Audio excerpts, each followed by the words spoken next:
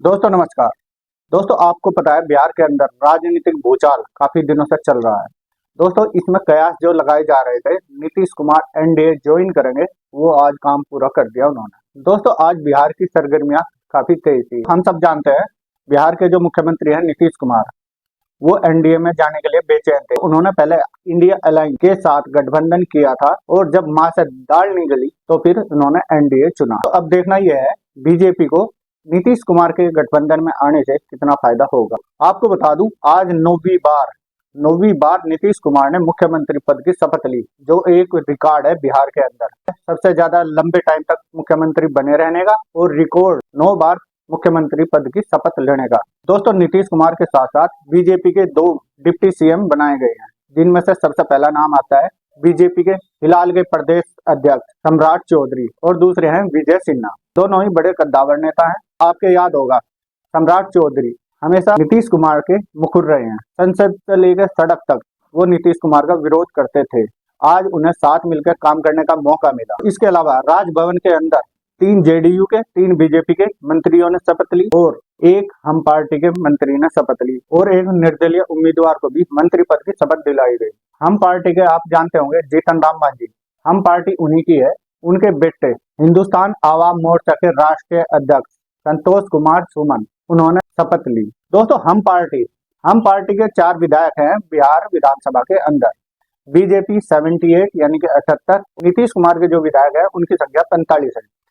नीतीश कुमार जब गठबंधन से निकले थे तब इन्होंने कसम खाई थी ये बीजेपी से गठबंधन नहीं करेंगे। और उधर आपने देखा होगा अमित शाह ने भी ऐसी ही कसम खाई थी जनता के सामने, वो कभी भी नीतीश कुमार को एनडीए का हिस्सा नहीं बनने देंगे। लेकिन ये राजनीति है, कब कौन सा नेता कहाँ पलटी मार जाए आपको पता नहीं चलेगा। जैसे जैसे लोकसभा चुनाव 2024 के नजदीक आते जा रहे, इसी तरह जो राजनीतिक पार्टियां हैं खासकर कांग्रेस समर्थित इंडिया गठबंधन, इसमें हलचल तेज होगी। दोस्तों अभी से कयास लगाए ये जा रहे हैं इंडिया गठबंधन ने पहले से ही हार मान ली।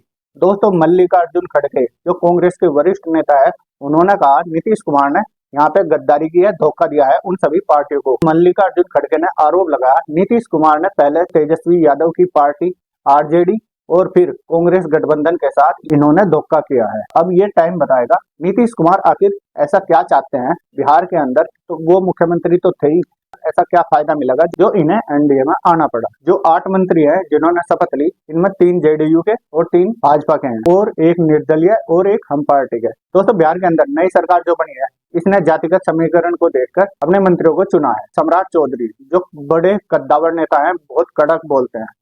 दोस्तों उन्होंने एक बार कसम खाई थी नीतीश कुमार को उनकी गद्दी से यानी कि कुर्सी से उतारने की, तब उन्होंने सर पर पगड़ी बांधी थी। वो पगड़ी भी चर्चा का विषय रही आज राजभवन के अंदर।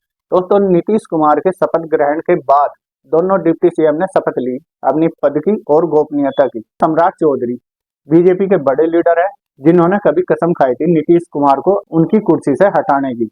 वो पगड़ी उन्होंने आज भी उतारी नहीं। दोस्तों अब देखना यह है एनडीए गठबंधन बिहार के अंदर कितने दिन टिक पाता है। दोस्तों आपको याद होगा 18 महीने पहले नीतीश कुमार ने बीजेपी से गठबंधन तोड़कर आरजेडी के साथ बिहार के अंदर नई सरकार बनाई थी।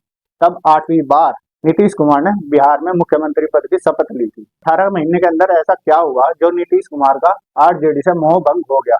आने वाली लोकसभा चुनाव में उनकी क्या राजनीति, क्या रणनीति रहेगी। तो आज एनडीए की जो बिहार में सरकार बनी, इसके विरोध में आरजेडी के जो समर्थक थे, इन्होंने विरोध प्रदर्शन किया। दोस्तों उन समर्थकों ने नीतीश कुमार के पुतले को अर्थी पर लिटाकर प्रदर्शन किया। तो ये गठबंधन बना बिहार के अंदर।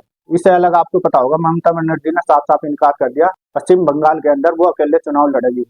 इंडिया गठबंधन टूटने की कगार पे है। दोस्तों कांग्रेस को कुछ राहत की सांस समाजवादी पार्टी के अध्यक्ष अखिलेश ने दी है। अखिलेश यादव ने उत्तर प्रदेश के अंदर जो लोकसभा सीटें हैं उनकी शेयरिंग किस पार्टी को कितनी देनी वो क्लियर कर दिया है। इसमें जो है कांग्रेस 11 सीटों पर लोकसभा चुनाव लड़ेगी। बीजेपी के जो नेता डिप्टी सीएम बनाए गए हैं उनमें सम्राट चौधरी बीजेपी के अभी के प्रदेश अध्यक्ष थे और पूर्व की सरकार में विजय सिन्हा स्पीकर के रूप में काम करते थे। पटना के राजभवन में जब शपथ ग्रहण समारोह चल रहा था, तब उस समारोह के अंदर जो समर्थक थे उन्होंने जय श्री राम के उद्घोष के साथ पूरे राजभवन को राममय कर दिया था।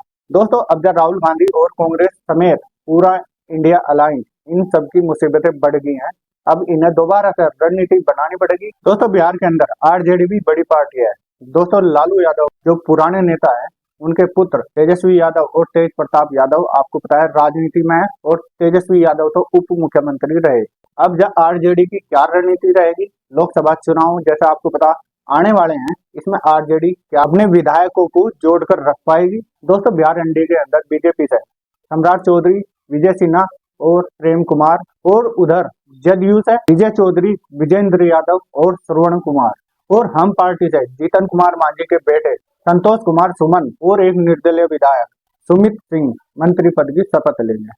दोस्तों इसमें सबसे ज्यादा चर्चा का जो कारण है वो है सम्राट चौधरी। दोस्तों सम्राट चौधरी राजनीतिक बैकग्राउंड से आते हैं और कुशवाहा जाति के बड़े नेता बताए जाते हैं। कभी नीतीश कुमार के काफी मुखर रहने वाले, बिहार के अंदर नीतीश कुमार को कुर्सी से हटाने तक की कसम खा चुके थे। लेकिन ये राजनीति है, इसमें सब कुछ संभव है। दोस्तों जैसे जैसे एनडीए का कुनबा बढ़ता जा रहा है, उधर इंडिया अलायंस का कुनबा घटता जा रहा है। दोस्तों एक के बाद एक करके इंडिया अलायंस की कुछ पार्टियां अलग होनी शुरू होगी। इससे कांग्रेस समर्थित इंडिया अलायंस में खलबल मच गई। दोस्तों इंडिया अलायंस के अंदर खलबली इतनी है, जो इसमें दूसरी पार्टियां हैं वे भी अब 10 बार सोचेंगी चुनाव कैसे लड़े, एक लड़े या फिर इंडिया अलायंस गठबंधन के साथ मिलकर लड़े। दोस्तों नीतीश ने इस्तीफा क्यों दिया, इसका कारण वो बताते हैं। मैंने कार्यकर्ताओं के मन की बात सुनी है। नीतीश कुमार ने कहा महागठबंधन के अंदर उनका सब कुछ सही नहीं चल रहा था, चीजें इधर से उधर हो रही थी।